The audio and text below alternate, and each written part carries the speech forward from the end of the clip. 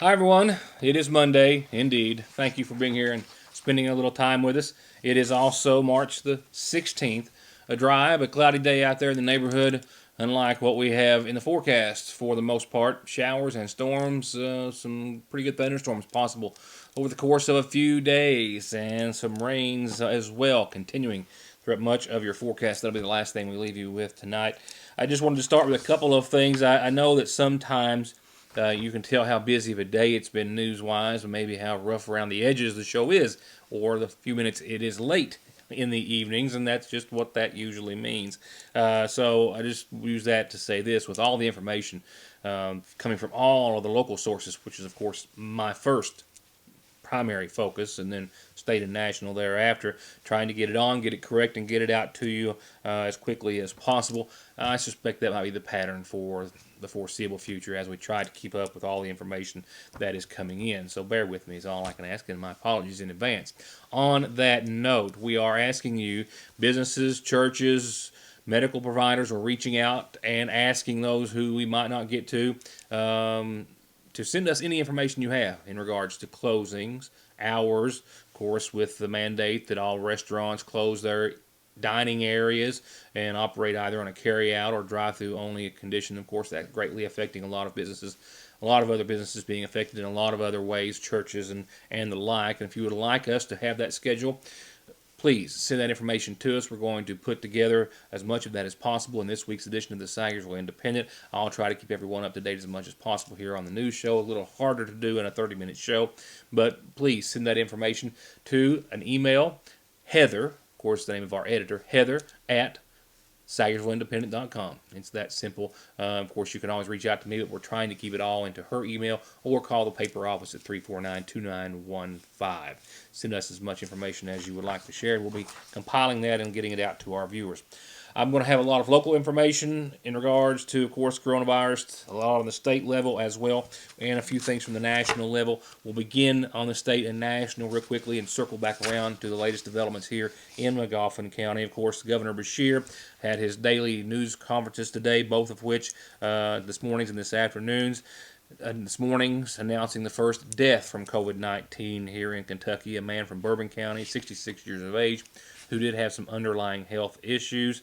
The number at that time, 21 people, 21 positive cases of those infected here in Kentucky as of this morning, saying that the state is still not testing as many people as they hope, but that they're getting very close, or at least closer, to being able to test many, many more people.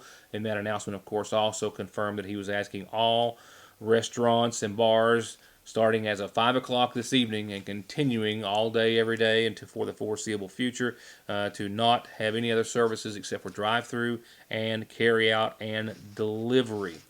He is also expected, he says, to make an order or an announcement concerning the closure of daycare centers across Kentucky sometime later this week. They are working on what might be some exceptions in regards to healthcare workers and others.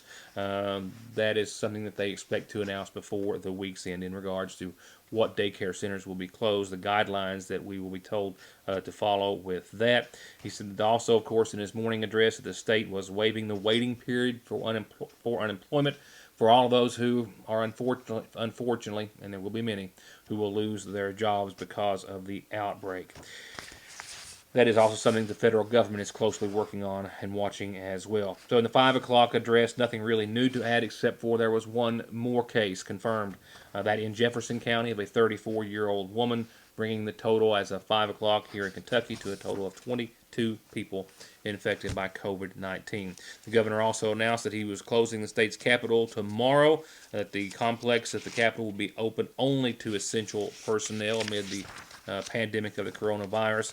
Other things from the state level, Kentucky Power is temporarily suspending all disconnects for non-payment during the pandemic to try to assist their customers and those across Kentucky. I spoke with Pete Shepard, our local public health director and mayor, and he confirmed that there are two locations here in McGoffin County, two healthcare providers, Albury and Hope Family Medical Center, Albury more being Frontier Medical, I believe, who are able to do testing. However, I want to stress they are able to take the test. It is a sample that is collected via a swab and then sent off for confirmation or not, a process that can take anywhere from 24 to 36 to 48 hours or so before the test comes back. They're not doing on-site testing, but those two healthcare providers do have the ability to do tests and then send them off, collect the tests and send them off.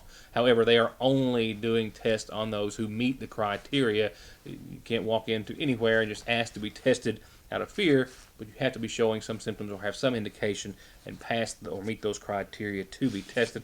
We'll be talking more with Mr. Shepard tomorrow about those things. And of course, many of folks, I think, noticed earlier today, local healthcare providers like our friends at Hope, who were outside screening patients before being allowed to go inside, testing their temperature, asking them the list of questions about their travel recently and the like before they would be permitted to go in without further testing in regards to possibly contaminating or spreading once inside. And if you've seen those out under the tent today, that was their purpose for being there.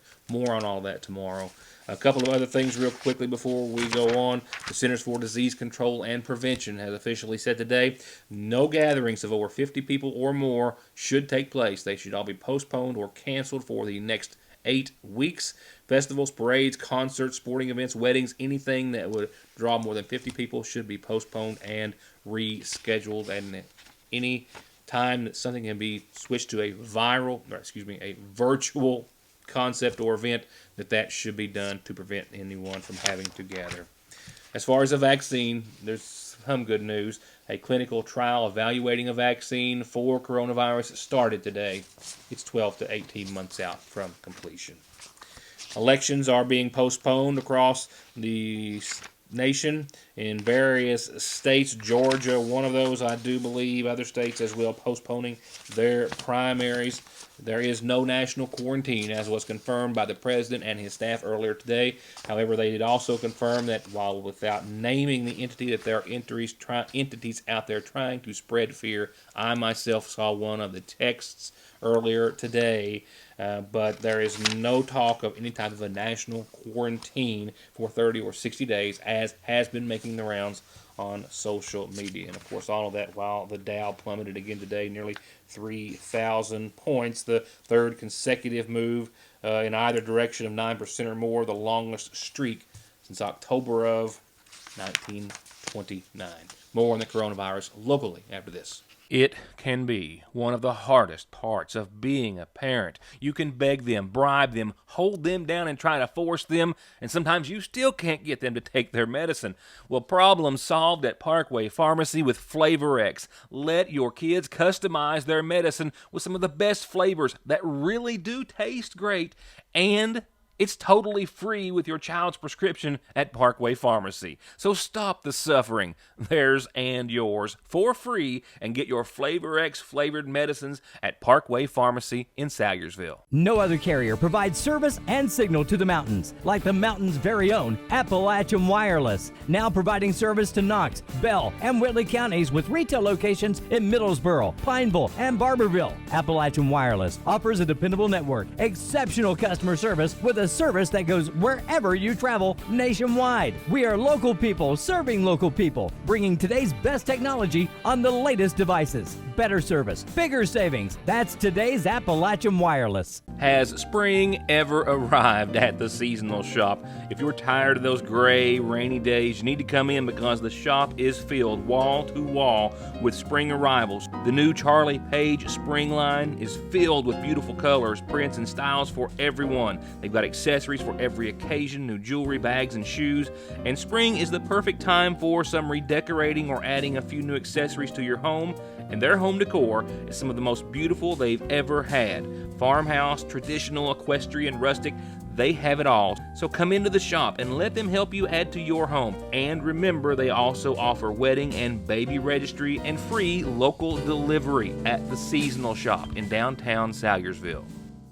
If your spring projects include gravel, rock, sand, or drainage pipe, your dollar will go farther at Tomahawk Feed and Farm Supply here in Salyersville. It's always in stock and ready for pickup and delivery. And now there's 2 locations for all of your feed and farm needs. Tomahawk has the region's largest inventory and lowest prices on all pet and livestock feed, gates, fencing, and everything your farm needs. in Sayersville off 114 at red light number 4, and in West Liberty on Liberty Road behind the Ford store. Tomahawk Feed and Farm Supply. With decades of experience and happy customers all over Kentucky, All Pro Gutter Works and Construction is now proud to offer long-term and 0% financing on their home improvements and home construction. That's new windows and floors, new bathrooms and kitchens, new roofs, siding, decks and porches, new turnkey homes and offices, and of course, continuous guttering in 21 colors. Locally, family owned and operated, and waiting on your next project and phone call. All Pro Gutter Works. At Sayersville National Bank, they know your house is much more than your home. It's an investment, and for many of us, the biggest we'll ever make. And whether it's for needed repairs and maintenance, or a new addition or renovation to give you some more room and more equity, let Sayersville National Bank deal with all the financial work and worry. Real and real competitive, hometown, homegrown, home improvement loans at Sayersville National. Magoffin County Heating, Cooling, and Refrigeration with professional, licensed, and certified commercial and residential service technicians that can maintain and repair all manufacturers with new and old installation and financing available. Serving Magoffin, Morgan, Lawrence, Martin, Johnson, Floyd, and Breathitt counties. Magoffin County Heating, Cooling, and Refrigeration, 349-1058 or 225-6779.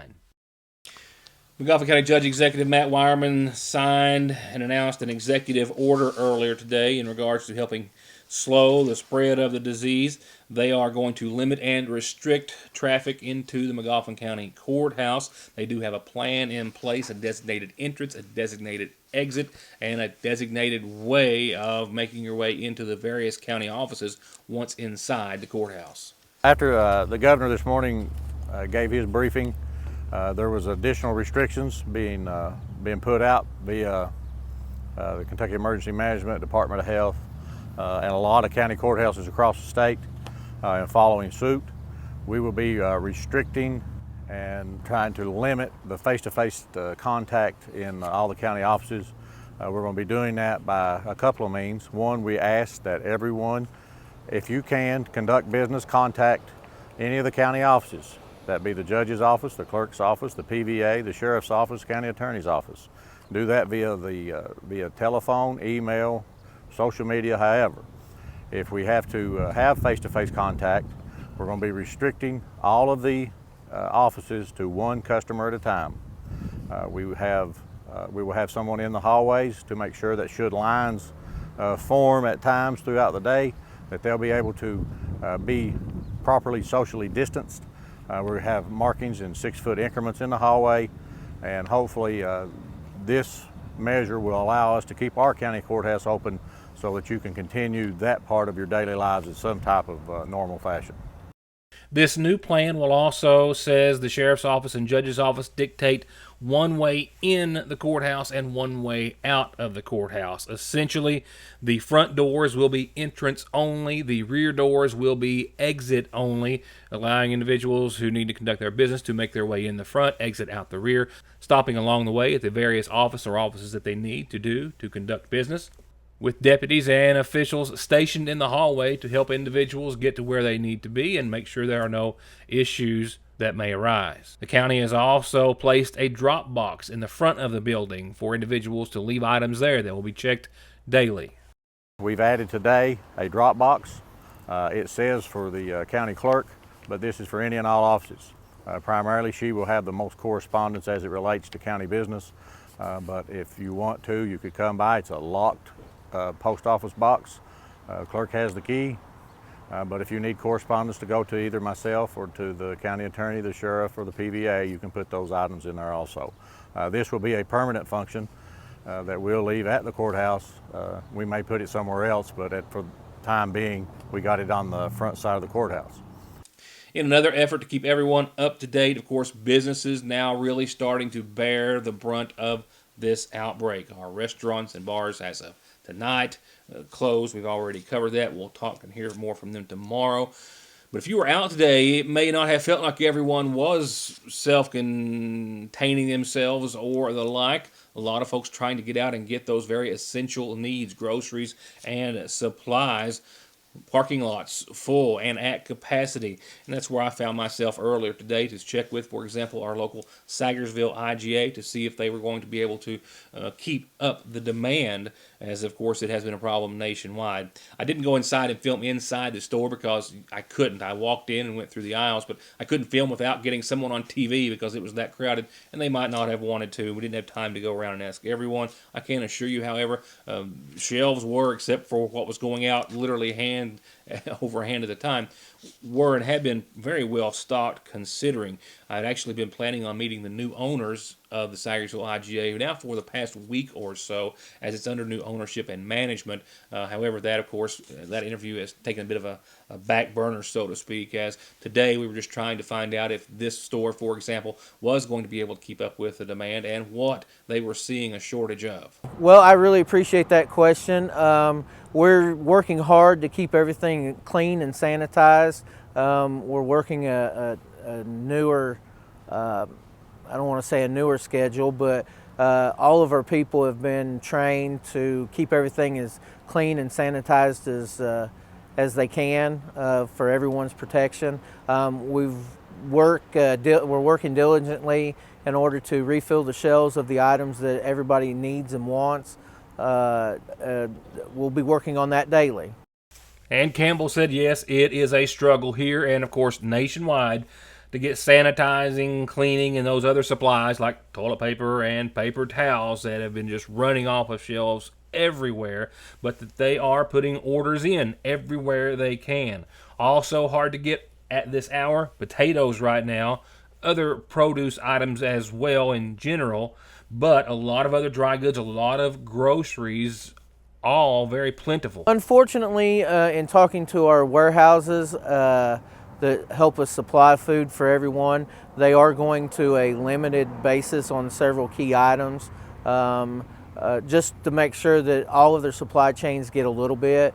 Don't want to cause any mass hysteria, but today we got plenty of paper products in, dry beans, got plenty of gallon water in. We've got trucks coming later this week to restock 24 packs of just bottled water for individual consumption. So we're just working diligently with our wholesalers to get these products restocked just as fast as we can. Right now we don't have any plans of changing any hours. This store is currently opens at 7 a.m., closing at 9, I believe. But right now, we're just going to address that at day-by-day basis. But hopefully, we have no plans of doing any of that closing early. As of right now, the IGA says they have no plans on changing their store hours. CW Foods is the new company which bought 4 of the IGAs formerly owned by the Cox Food Group, and the Sagersville IGA was one of those. I've been in conversation, like I said, with the new owner. We'll be talking to them soon. They had already been making plans to improve some services and become more community-oriented before the COVID-19 pandemic. We'll talk with them about that at a later time. Here's your calendar tonight, brought to you by Farm Bureau, starting off with a couple of birthdays and then a couple of reminders. A couple of birthday wishes. The happy birthday that begins tonight's community calendar says, happy birthday, James Gordon Lightfoot Tawby. Love Trenton family and friends. James Gordon Tawby, happy birthday to you. And to Corey Fletcher tonight, birthday wishes going out with much love from Dad, fam, and the friends. Happy birthday, Corey Fletcher. Happy birthday to you too. As for the rest of our calendars, a couple of things still, a couple of weeks off, and I'm hopeful that will allow them maybe to go on as scheduled. The next community blood drive for McGoffin County is set for Tuesday, March the 31st in front of the Sagersville IGA. I'll keep you posted. And the new volunteer training for Bluegrass Care Navigators and their hospice organization is set for Thursday, April the 2nd at noon here at the McGoffin County Public Library. I hope you caught that story just a few days ago with those ladies from Bluegrass Care Navigators about the wonderful opportunities that are out there in all sorts of forms to help with the hospice organization. Now, regardless of whether or not this is actually going to be an event that can remain on schedule, you can find out more at any time by contacting Allison Lovely Casebolt at 438-6064. You don't have to wait until the training to find out more. Also, a casebolt at bgcarenav.org to find out more as well, in lieu of the possibility, at least, of those being rescheduled. When you have a closing or change to anything going on right now, tell me. We're going to tell everyone about everyone's schedule, business hours, and the like, adjustments that you're having to make as we're all trying to adjust and survive and go on with some bit of normalcy. Share them with us here at Your News Today, or call, as I said earlier, the Sagersville Independent office so we can make a list of those and announce those to our viewing and reading public. One funeral service announcement this Monday for 85-year-old Rosalie Salyer-Minix of Dansville, Michigan, who passed away on the 12th, formerly of McGoffin County. She was married to Luther Minix, who preceded her in death. Rosalie is survived by her son Dean Minix and daughters Karen Sheathlam, Sharon Graham, and Brenda Kinger. Graveside services, I am told, are going to be held this coming Saturday, the 21st, at 1 o'clock at the Minix Family Cemetery on 4 Acre. Visitation will be an hour before those services, and the McGoffin County Funeral Home is in charge of arrangements. Need an oil change? Are your brakes shot? Are you ready to turn the wick up on your diesel, or lift up and accessorize your 4x4, or get that dent fixed once and for all? Then call the professionals at Black Smoke Performance for all of your maintenance needs and auto body repair, from insurance collisions to full restoration projects. Black Smoke Performance on May Drive in Dixie of Sagersville, 349-8785. At work, we do a lot of live shows with crowds. I used to sit up there and not really know who was looking at me. I was finally tired of contacts and glasses, tired of paying for contacts, and I just decided I need to get these eyes fixed. Able Eyes was great. If someone asked me if they should get LASIK, I would absolutely recommend it. At first, like many people, I'm hesitant, but after going to Able Eyes and they walk me through it, I know that it's a quick and painless process, and I recommend going to Able Eyes. They were the best. Right now, you can take advantage of their lowest prices of the year at $1,800 per eye. Creekside Stitching and Feed is the place to go for all of your custom embroidery needs. Shirts, caps, jackets, and more. And they've got the best prices on value-pack dog food, blue ribbon beef mix, kickin' chicken, and shell and cracked corn. And premium quality gates, hay rings, and bunk feeders, plus metal carports and garages as low as $1,400 installed.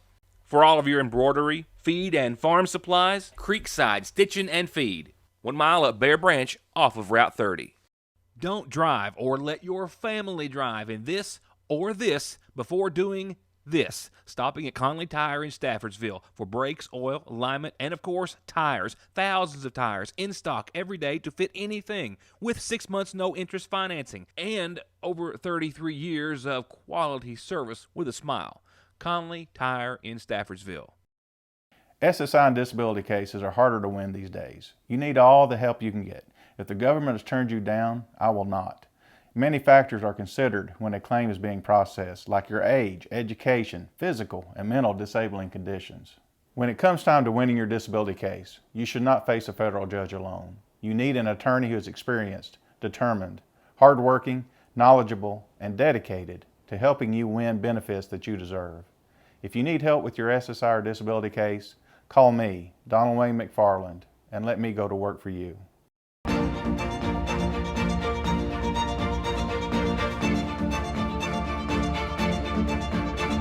I'm Dr. Jason Zimmerman at Highlands ARH, the healthcare system of Appalachia.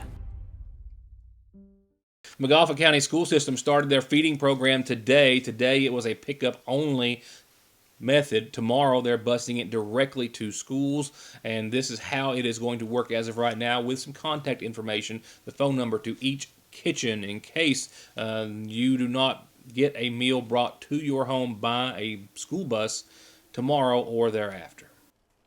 In speaking with Superintendent of Schools Scott Helton earlier today, they did have a successful day with a pickup day only, their first day for the feeding program, as it's going to go on indefinitely as long as school is out. They had well more than 100 at a couple of schools picked up, that is, lunches picked up by students, family, or others.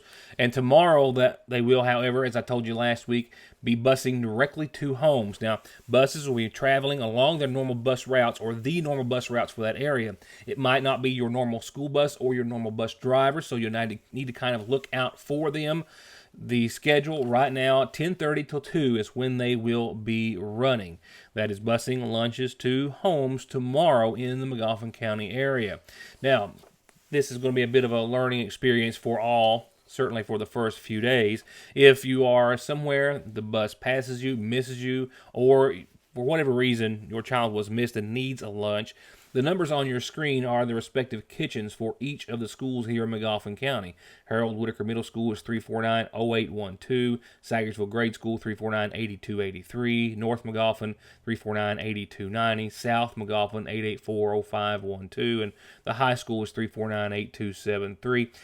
I'll keep that on the calendar for the next several nights. We'll also be printing a complete list of that in the Sagersville Independent this week, so you can have that, maybe clip that out, stick it on the fridge, and have it accessible. They ask you for your patience in seeing that the feeding program continues to find all of the students, as it is just beginning, of course, today, and in its first day of busing to homes tomorrow. The Sagersville City Council did meet tonight in regular session. The fiscal court meets tomorrow in regular session. Coverage from both of those, I'm sure, some very important need-to-know information, and some other interviews as well tomorrow. And I'm expecting that we will, for days, be adding new information here locally. With all of that, for then, and that's all that I have for now, except for the following. Here's your Licking Valley RACC forecast. It's going to be stormy for a day or two and rainy for most of your forecast. We've got rain in the forecast for tonight, mainly after 2 o'clock in the morning, so during the overnight, otherwise cloudy skies, winds calm at the beginning, but as showers approach, so do wind gusts, maybe upwards of 15 miles per hour or so. A 60% chance of some rain after 2 in the a.m., maybe a quarter of an inch on the high end, with rain likely for your Tuesday, mainly before 2 o'clock. Temperatures tomorrow should top out right around 58. Showers early should give way to just cloudy skies and dry skies for mid-afternoon, and mostly cloudy, dry, calm skies tomorrow night with a low of 45. That will be your break before Wednesday's round, with showers likely, thunderstorms also in the afternoon. We're going to see partly sunny skies and 72, and you know what that means, a little fuel for the fire, so to speak.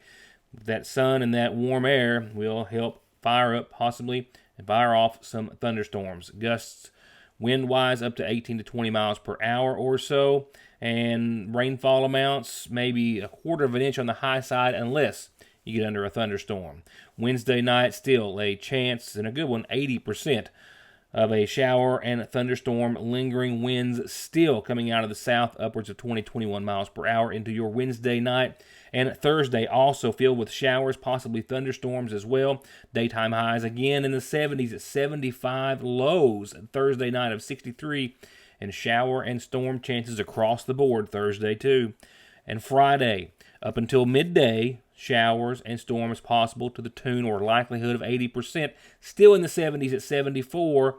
By Friday night, things start to calm down with a 50% chance of showers lingering, cloudy and cooler down to 40. That's because cooler air certainly comes in for the weekend.